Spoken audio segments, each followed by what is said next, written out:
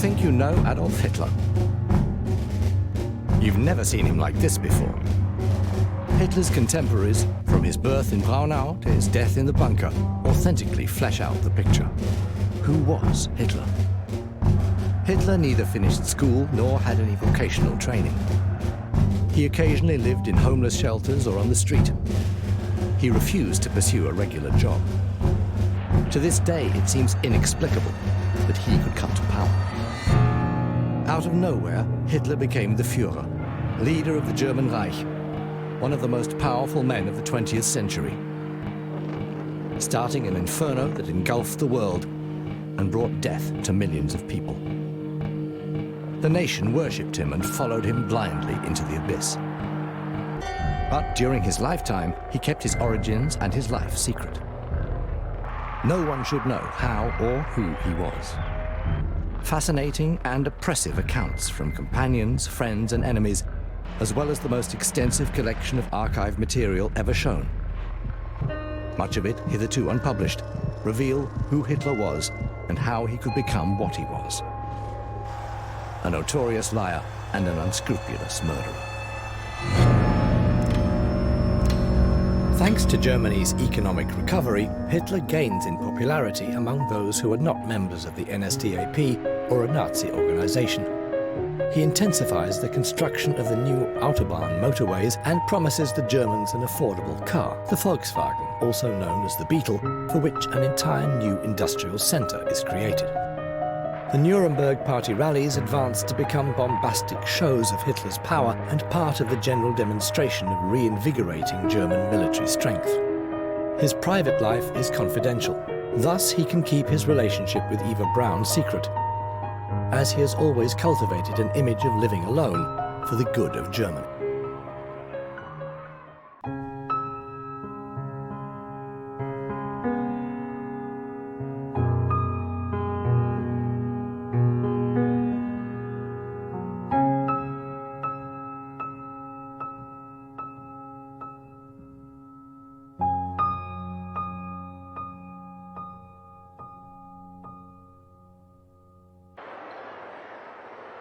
History is replete with examples of men who have risen to power by employing stern, grim, wicked, and even frightful methods, but who, nevertheless, when their life is revealed as a whole, have been regarded as great figures whose lives have enriched the story of mankind. So may be the case with Hitler. Winston Churchill. Great Contemporaries, 1938. The Germans adore military show. In Nazi Germany, everyone has a uniform. If it isn't the uniform of the Army, Navy, or Air Force, it is that of the SA, SS, or some party organization. Even the little boys and girls have been strutting about in the uniform of the Hitler Youth or the Union of German Girls. Instructions for British Servicemen in Germany, 1944. The Nuremberg Rally of Work takes place in September 1937. After the seizure of power, there will be 6 further party congresses, each with a motto.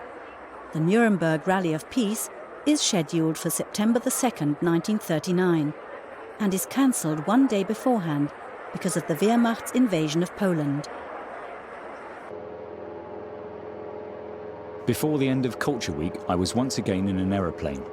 And even from the air, I could see the mass of people inside the party buildings on Zeppelinfeld. On the way back from the airport, the boiling heat of this uniformed public festival suddenly enveloped me.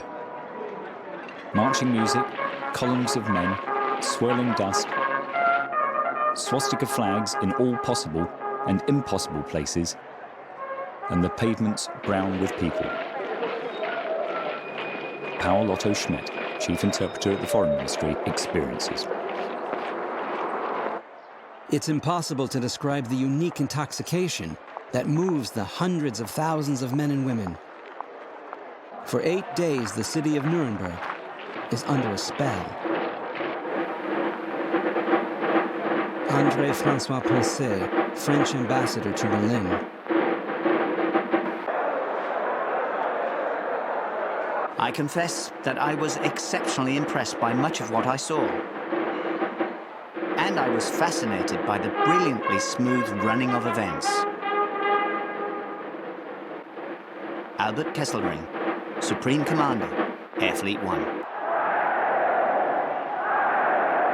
Each time I noticed how enchanted people looked, their faces full of near-biblical devotion when they saw Hitler. As if delirious, they stretched out their arms and greeted him with screams and shouts of Heil. Paul Otto Schmidt. The march past took 4 hours. He held his right arm out in the Nazi salute for literally the entire time. Afterwards, I asked him how he was able to do that. His answer? Willpower. Neville Henderson, British Ambassador to Germany.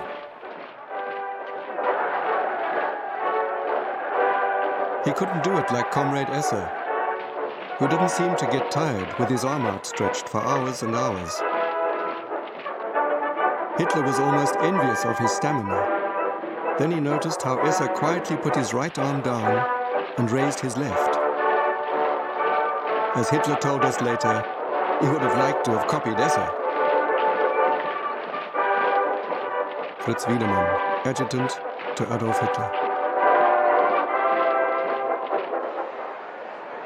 Over the years, the procedures at the Nuremberg rallies are canonized. The form, as Hitler expresses to Albert Speer in a debriefing of the party convention in 1938, must be an irreversible ritual for as long as he lives. Canonization would provide his potential successor with Hitler's borrowed charisma and become a liturgy of the Third Reich.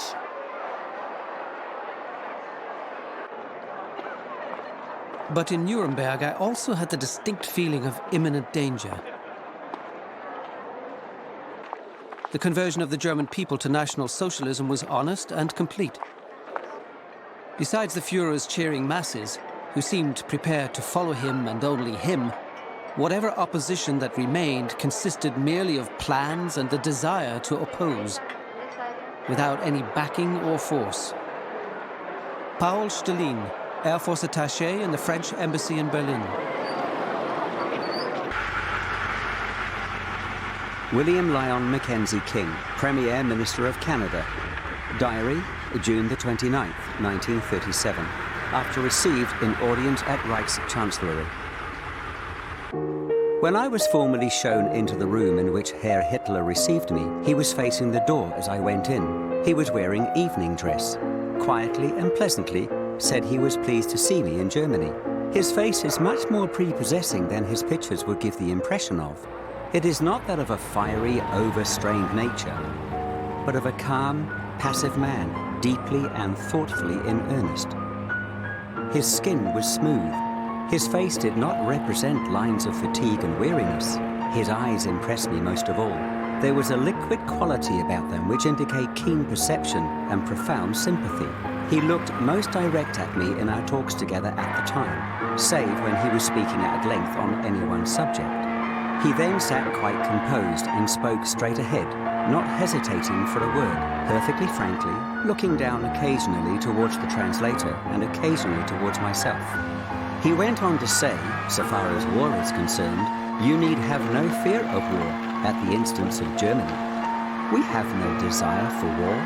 Our people don't want war, and we don't want war. As I talked with him, I could not but think of Joan of Arc. He is distinctly a mystic. He is a teetotaler and also a vegetarian, abstemist in all his habits and ways.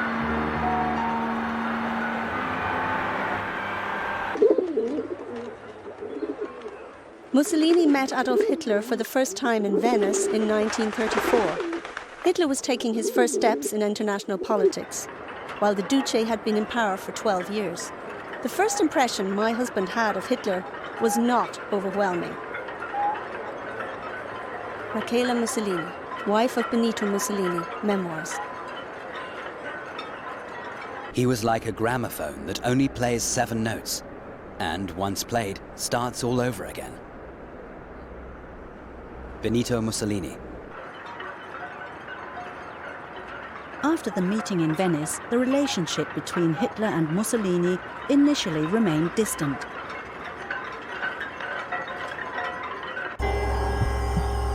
Diary, August the 4th, 1937. Wednesday, Pisa. We picked up a German boy by the name of Martin on the way to Pisa. Very interesting, as he was definitely anti-Hitler. Although he couldn't tell us much about it. He also told us how very much the Germans hate the Russians. It looks like the next war will come from that direction, especially as England and the rest of Europe seem to be drawing away from Russia. John F. Kennedy, student traveling in Europe. Diary, September the 6th, 1937. The Duce held forth on America. He called it a land of niggers and Jews, an element of cultural decomposition. He's planning to write a book, Europe in the year 2000. The races that will play an important role are the Italians, the Germans, the Russians, and the Japanese. The others will be devoured and destroyed by the acid of Jewish corruption. They even refuse to father children because it causes pain. They do not know that pain is the only creative element in people's lives.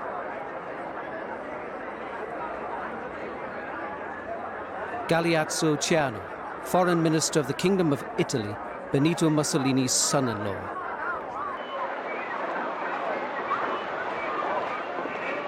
Diary, August the 17th, 1937. Arrived in Munich around 8 and went to the Hofbräuhaus, which was very interesting. Hitler seems so popular here as Mussolini was in Italy.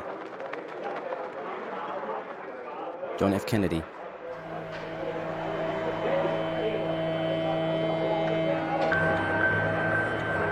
The Munich traveller's father, the multi-millionaire Joseph Kennedy, holds the prestigious post of ambassador to London.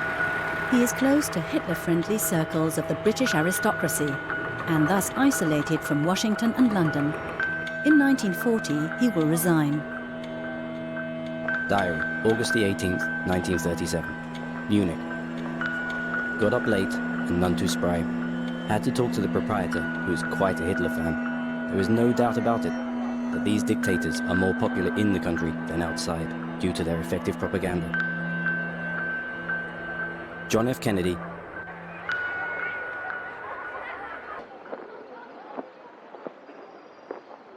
At first, what surprised me was that most Germans, as far as I could see, didn't seem to mind that their personal freedoms had been taken away, that so much of their splendid culture was being destroyed, or soon became aware, to be sure, that in the background there lurked the terror of the Gestapo and the fear of the concentration camps. The vast majority did not seem unduly concerned with what had happened to a few communist, socialist, pacifist, defiant priests and pastors, and to the Jews.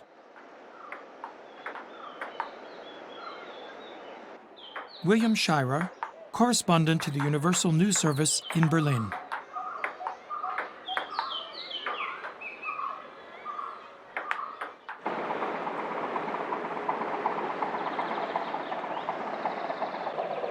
Departure for Cologne via Frankfurt. All towns are very attractive, showing that the Nordic races certainly seem superior to Latins. The Germans really are too good. John F. Kennedy.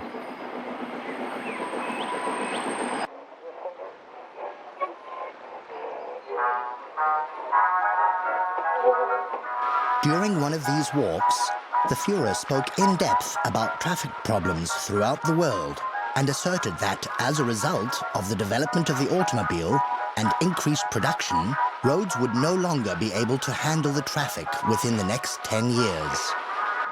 Within 50 years, the horse would be a showpiece of the army at best, or else be on display in a zoo or circus, to be gazed at as camels and elephants are now. Gerhard Engel, army adjutant to Hitler, memoirs in diary form. He can considered horses to be particularly stupid animals, for example, because they shy when they see paper blow in the wind and could thus ruin an entire parade. He was fascinated by engines. He could talk about Autobahns and Volkswagens for hours. Reinhard Spitzel, diplomat and personal assistant to Joachim von Ribbentrop.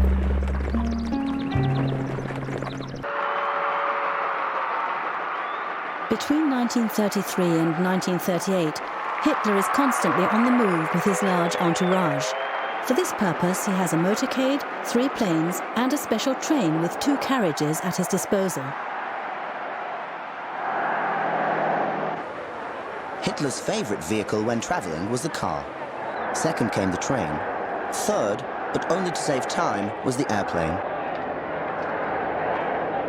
The motorcade consisted mostly of 4 to 6 cars, except for official journeys, when there were often more. The first car was the Führer's, then the SS escort, adjutant cars, and the last had the luggage. The motorcade consisted exclusively of Mercedes, because Hitler didn't like it when there was a different make of car in the motorcade. Wilhelm Krause, personal assistant to Hitler.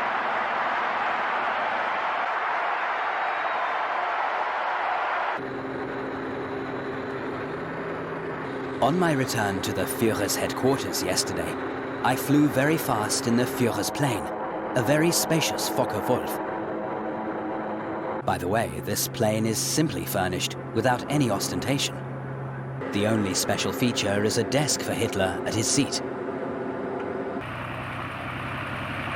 Henry Picker, Senior Executive Officer.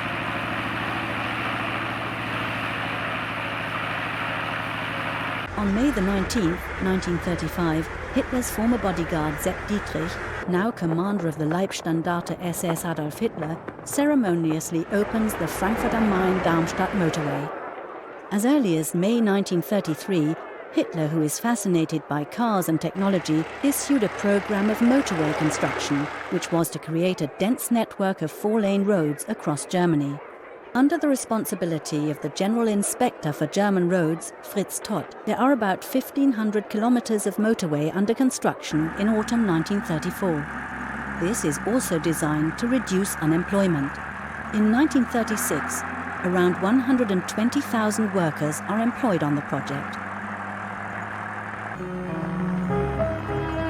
One of Hitler's positive achievements was to build hundreds of miles of first-class motor roads, though his object in doing so was largely military. These are called Autobahnen, carways. Instructions for British servicemen in Germany, 1944. From there, headed to Utrecht on one of the new autostradas. They are the finest roads in the world. Really unnecessary though in Germany, because the traffic is so small. But it would be great in the US, as the speed is unlimited. John F. Kennedy.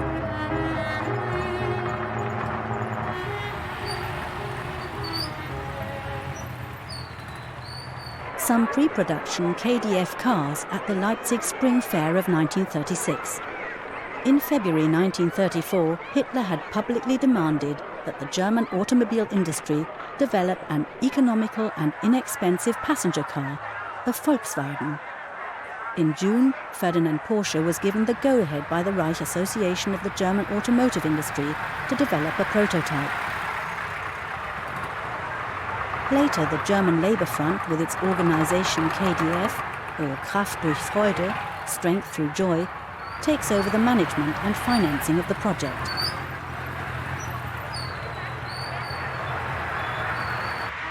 On May the 26th, 1938, near Brunswick on the Mittelland Canal, the foundations for a Volkswagen plant are laid. Shortly thereafter, a new conurbation called the City of the KDF Car at Fallersleben, later Wolfsburg, is founded. In the KDF city, no private cars will be produced. But from 1938, the military version of the Beetle, the so-called Kübelwagen, and other military equipment. The rest is propaganda, which even has an effect in faraway America. In a short time, der Führer is going to plaster his great sweeps of smooth motor highways with thousands and thousands of shiny little beetles, purring along from the Baltic to Switzerland and from Poland to France, with father, mother, and up to 3 kids packed inside and seeing their fatherland for the first time through their own windshield. New York Times, July the 3rd, 1938. The Führer then talked about the need to build a highway to Trondheim in Norway and another to the Crimea. After the war, German citizens with their Volkswagens should have the opportunity to see the conquered territories for themselves. Werner Köppen, Adjutant to Reichsminister Alfred Rosenberg.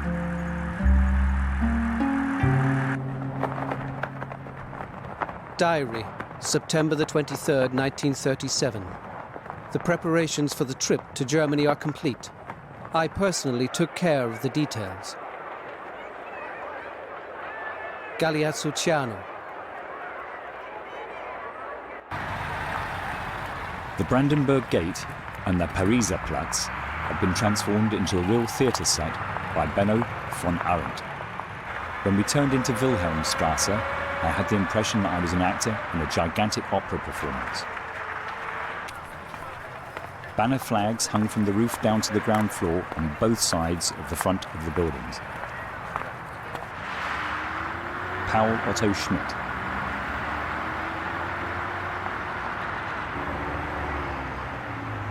Hitler had a close friendship with Mussolini almost to the end. He felt a close bond with him through the great similarities of their destinies. Christa Schröder, Hitler's private secretary.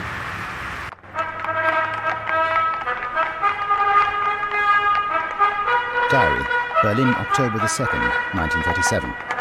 It was inherently a law of its own. The law governing special holidays for the state capital Berlin and the movement capital of Munich. It was determined that September the 2nd would be a holiday for Munich, and September the 28th for Berlin. Thus motivated, millions poured into the streets. Erich Ebermeier, writer. Diary, September the 28th, 1937.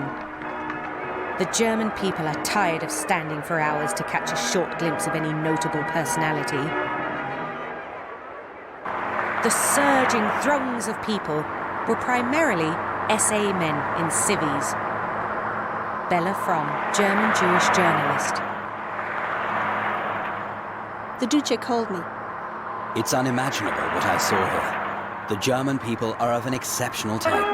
With these trumps in his hand, Hitler can risk everything. Michaela Mussolini, wife of Benito Mussolini.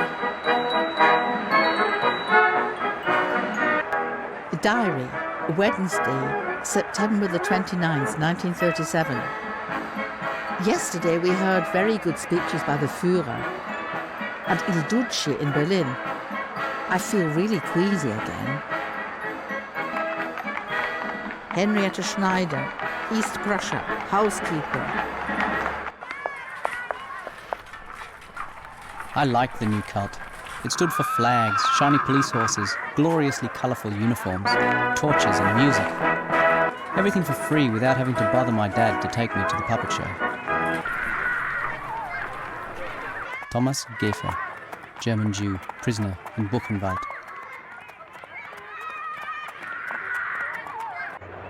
Hitler's name stands for the achievements and successes of the regime in the mid-1930s.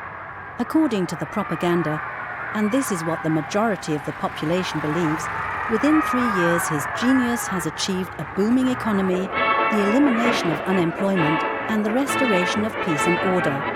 Hitler has suspended the Treaty of Versailles and made Germany a military force to be reckoned with. Every patriotic German recognizes these achievements. Hitler is also gaining in popularity among sections of the population that were once critical of National Socialism. Those convinced by the impression of the visible accomplishment of Hitler's politics or still retaining a certain skepticism do not become National Socialists. They become Führer believers. This accounts for probably more than 90% of all Germans after the victory over France in the summer of 1940. the height of the Führer's credibility.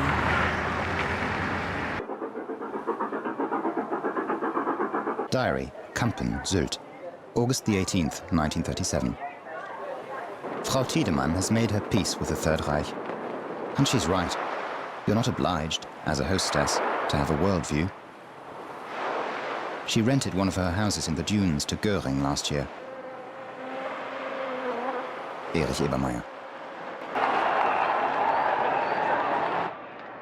Hitler seemed modest, middle class, rather dull and self-conscious, yet with a strange tenderness and appealing helplessness. Martha Dodd, daughter of U.S. Ambassador William Dodd. In private, and we as personal bodyguards belonged to his private life, he was uncomplicated. Rohush-Mish, SS Bodyguard Regiment. Albert Speer, the Kranzberg Protocols. Simple lower middle class life was not hard for him. It attracted a lot of empathy. It gave him a lot of credit for other unpopular decisions. Otherwise, his simple manner also had clear political intentions. He often emphasized, if I'm simple and unpretentious, then my surroundings have to be pompous. That way, my simplicity appears even stronger.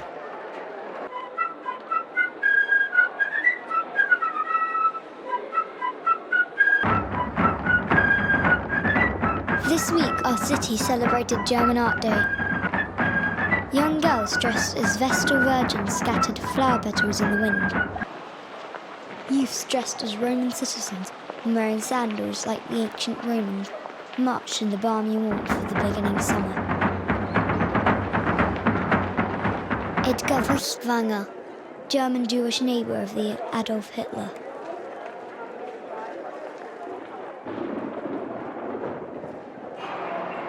With a lot of work and very good taste, Munich artists had decorated the streets through which the procession moved. In Nymphenburg, there was a Night of the Amazons. Cloth balloons transformed the scene into a fairy-like Midsummer Night's Dream. Leni Riefenstahl, director and actress.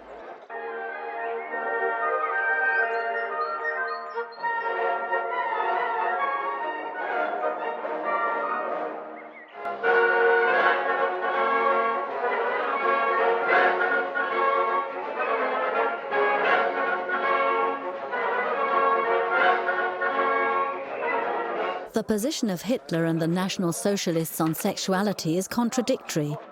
They value morals and discipline, but are not bourgeois. They have no objections to healthy sensuality, especially when it provides genetically healthy offspring.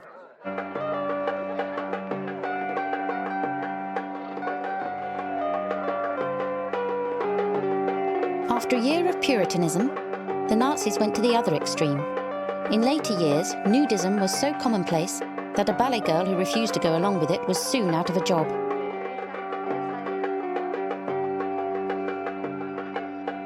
Fridolin Wagner, granddaughter of Richard Wagner.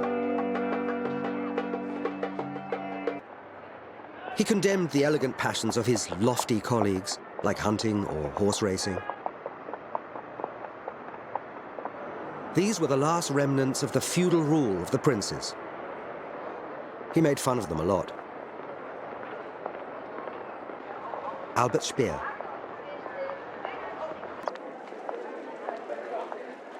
Berlin, November 1937. In November, the hunting exhibition was opened by Reichsmaster Hunter Göring. Strong foreign participation contributed to its success, causing a sensation in Berlin and impressing the visiting guests from all over the world. Our French countrymen came in droves. Paul Stelin. It has been suggested many times that Hitler had unwavering faith in his old comrades.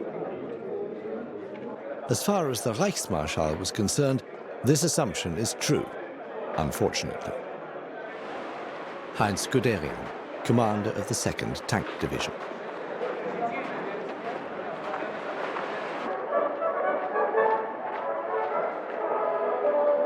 Goering, who'd become fat and out of shape, seemed ridiculous in his fantasy uniforms and his love of medals and decorations.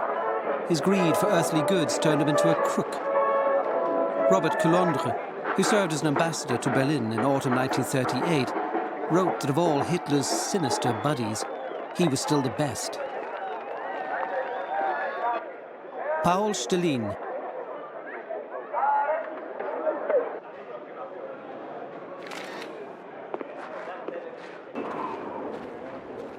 For the rest of the evening, he told jokes about Goebbels and Goering. Do you know the difference between Goebbels and Goering? He asked, and when nobody could answer, he solved the riddle himself. Goebbels is the maximum amount of nonsense a man can utter in 1 hour, and Goering is the maximum amount of sheet metal a man can hang on his chest. Fridolin Wagner. On October the 18th, 1936, Adolf Hitler issues the Order to Implement the Four-Year Plan. Headed by Goering as commissioner of the Four-Year Plan, it aims to make Germany self-sufficient and ready for war at short notice. The power of attorney for the Four-Year Plan was the most extensive concessionary power ever granted in Germany, and all later authorizations actually came from that first power of attorney. Even Goebbels, as the organizer of total war, was subordinate to me. Hermann Göring, Conversation with Hermann Bross, Nuremberg, 1945. The Germans have, of course, many good qualities. They are very hard-working and thorough. They are obedient and have a great love of tidiness and order. Instructions for British servicemen in Germany, 1944. The international port of Bremen. Despite the efforts to achieve self-sufficiency, the recovery of the economy has also stimulated foreign trade. From 1937, the commissioner for the Four-Year Plan, Hermann Göring, creates the third largest German industrial group with his own Hermann Göring Reichsworks. Most people were in work again, although wages and salaries were modest, considering the long working hours. The mood in broad sections of the population was not exuberant, but not hostile to the regime either. Even many workers who used to vote for the left were impressed by the extent of the success. Willy Brandt, Social Democrat in exile, later German Chancellor. The German workers, like the Roman proletariat, were provided by the enterprising Dr. Ley with circuses to divert their attention from the lack of freedom and the scarcity of bread.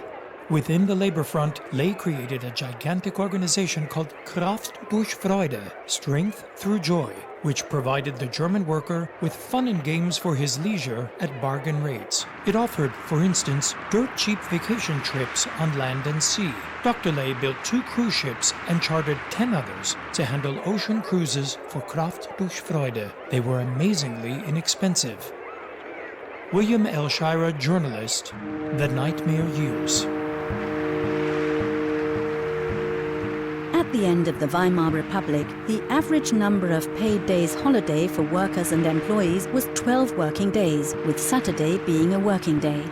The National Socialists extended the holidays to 3 weeks a year, without a legal framework, but it was mostly only older workers with more than 25 years' service who got so much leave that they could actually travel anywhere.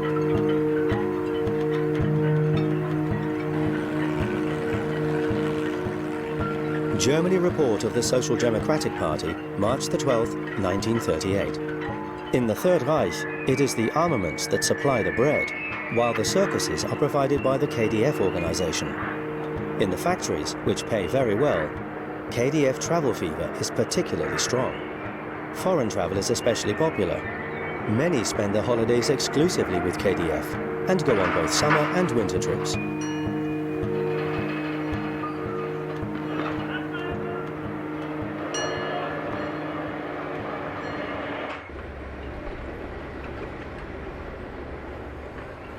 Letter, March the 20th, 1936.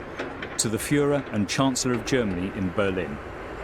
As a former member of the SPD, the undersigned has followed your policies, but could not at first understand that all German national groups you came in contact with were enthusiastic about both your program and your person.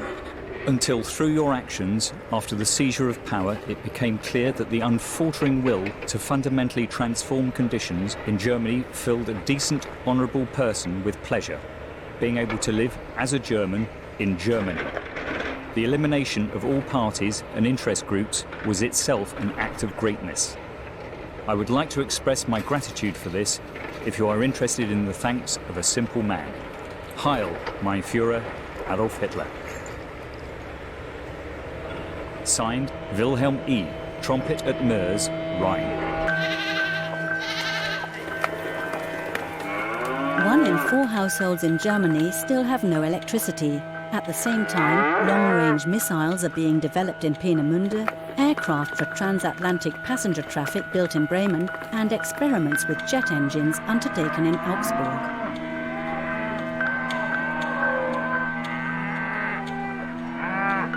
Hitler was not interested in agriculture at all, apart from the Reich Farmers' Day at Bücherberg. Fritz Wiedemann, adjutant of the NSDAP to Adolf Hitler.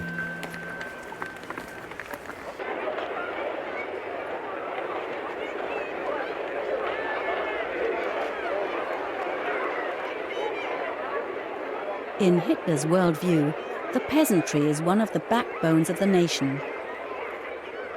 National Socialism propagates a self-sufficient food supply in Germany.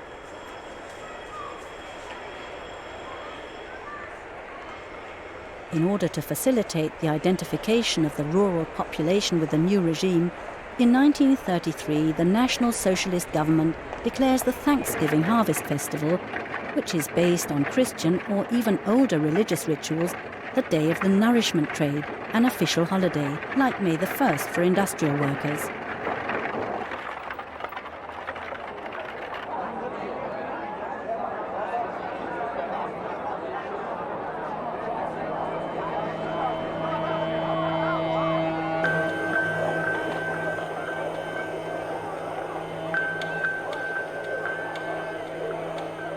The number of farm workers declines by 16% between 1933 and 1938 as the rural exodus intensifies.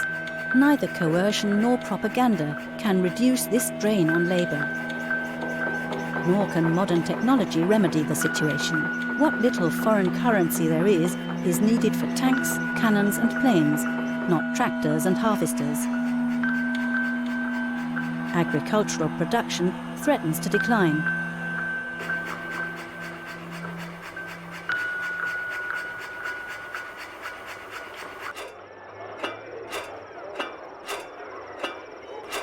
In September 1933, a heritage law for farms comes into force, which expresses the National Socialist ideology of blood and soil.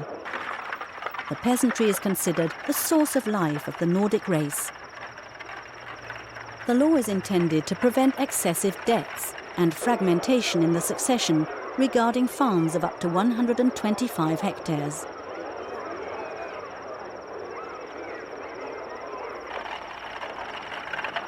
Hereditary farms only go to a single heir.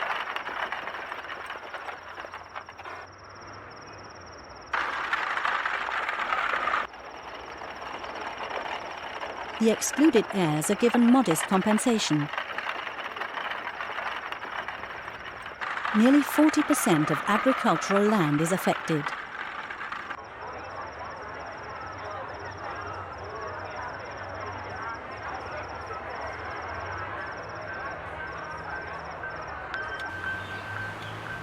In rural areas of northern and eastern Germany, as well as in parts of Bavaria, peat is used for heating. Oil deposits in Germany are low. Despite all the coal in the Ruhr area, Upper Silesia and the Saarland, and the lignite in the Rhineland and central Germany, the German Reich is a country poor in raw materials. German oil production only covers about 30% of domestic demand. In order to save foreign currency, benzene to the tune of 45% is added to petroleum gasoline from the coking plants of the mining industry and 10% alcohol from the distilleries. Hitler's evil spirit was Goebbels.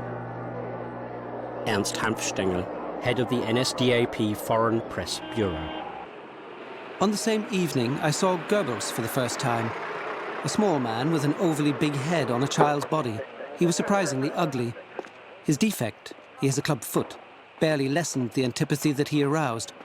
He was, however, very intelligent, and after Hitler, the best public speaker in the party. Paul Stalin. I couldn't care less what people think, and I'll say this openly. Goebbels was an interesting man.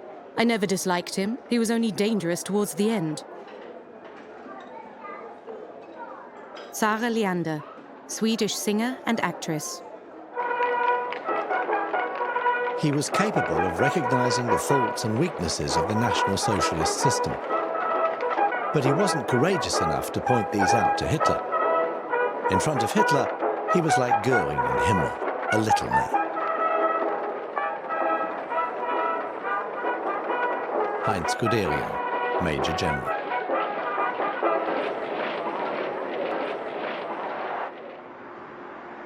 Hitler's private apartment.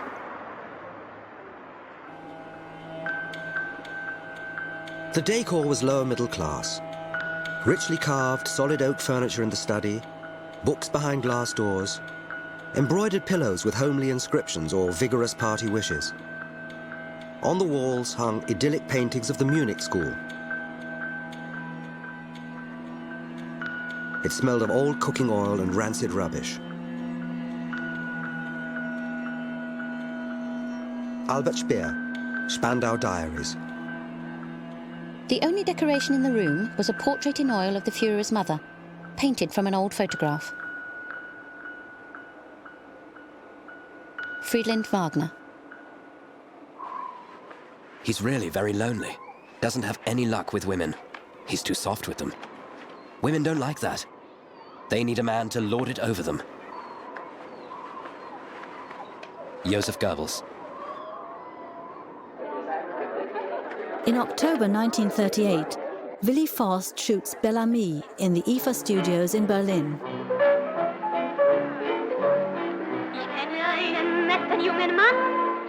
Speech to the Nazi Women's League in Nuremberg. There was a time when liberalism fought for the equal rights of women, but the faces of German women, of German girls, lacked hope. They were gloomy and sad. And today we see countless beaming, laughing faces. Adolf Hitler.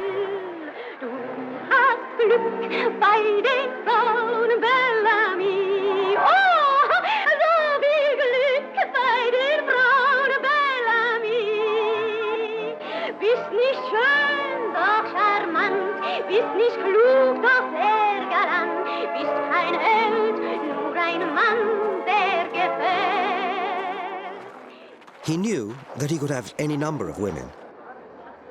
He refused because he didn't know, as he said jokingly, whether they favored him as a Reich Chancellor or as Adolf Hitler. Albert Speer.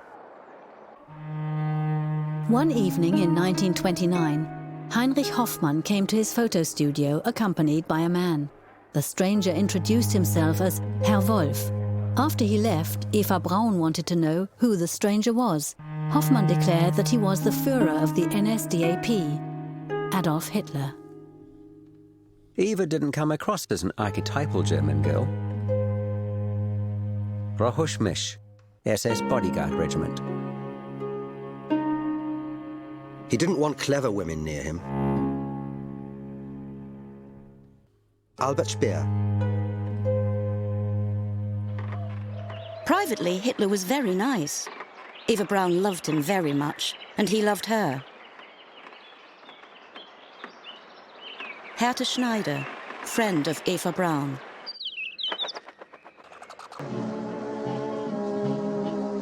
Hitler had got used to his girlfriend's character, but he didn't give in to everything she wanted.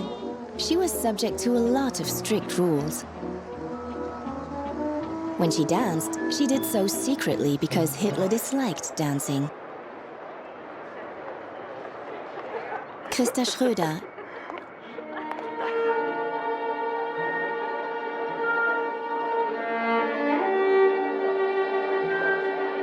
The efforts my wife and I made to encourage Hitler to take private dancing lessons weren't crowned with success. No, he said categorically. For a statesman, dancing is an undignified activity. All of these balls are purely a waste of time. And besides, the waltz is far too effeminate for a man. It's exactly this waltz mania that made me hate Vienna so much, and how it contributed to the downfall of the Habsburg Empire. Ernst Hanfstaengl, from 1937 in exile.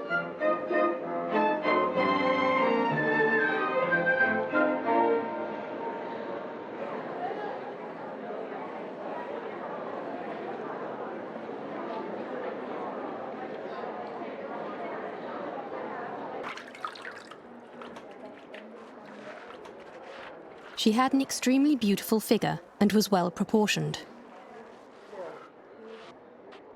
Gertraud Traudl-Junge, Hitler's private secretary from 1942. According to my observations, sexual relations between Hitler and Eva Braun were sporadically very active. I don't know who was the more active of the two. Eva Braun came across as very sexy, but Hitler too. Heinz Linger, valet to Adolf Hitler.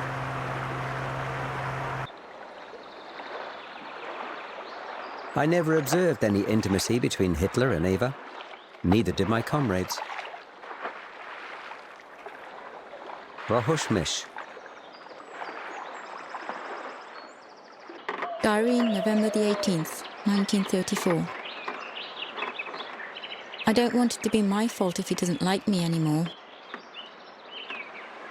Eva Braun. For several months in the years 1934 and 1935, Eva Braun keeps a diary. The diary includes the period when she attempts suicide, probably to get Hitler to commit to her.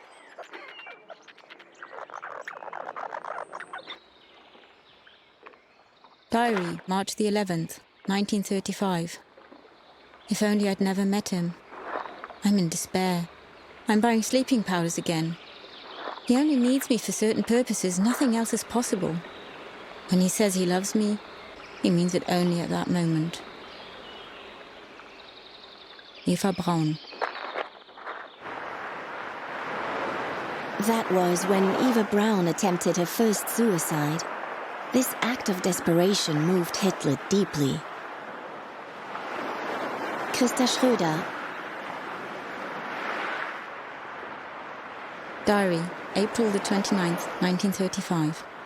The weather's so beautiful, and I, lover of the greatest man in Germany and the world, can enjoy the sun.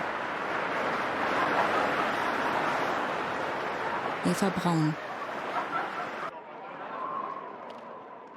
Politically, she had no idea. You often heard Eva Braun complaining. I don't know anything. Everything's kept secret from me. Christa Schröder. As for Eva Braun, no one outside the inner circles of the party and the SS knew of her until the last year of the war. Charles Bewley, Irish Envoy Extraordinary to Berlin, 1933 to 1939.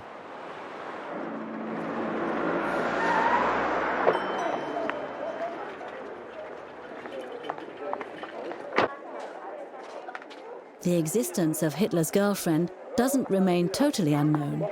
The news magazine Time and the Saturday Evening Post write about Hitler's romance.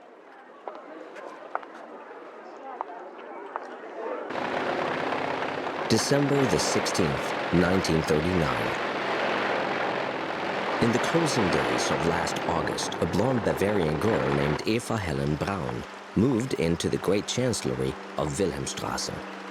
There she conducts herself as if she were the wife of the Nazi dictator. Of course, European intelligence services have long known about the relationship between Effie and Hitler.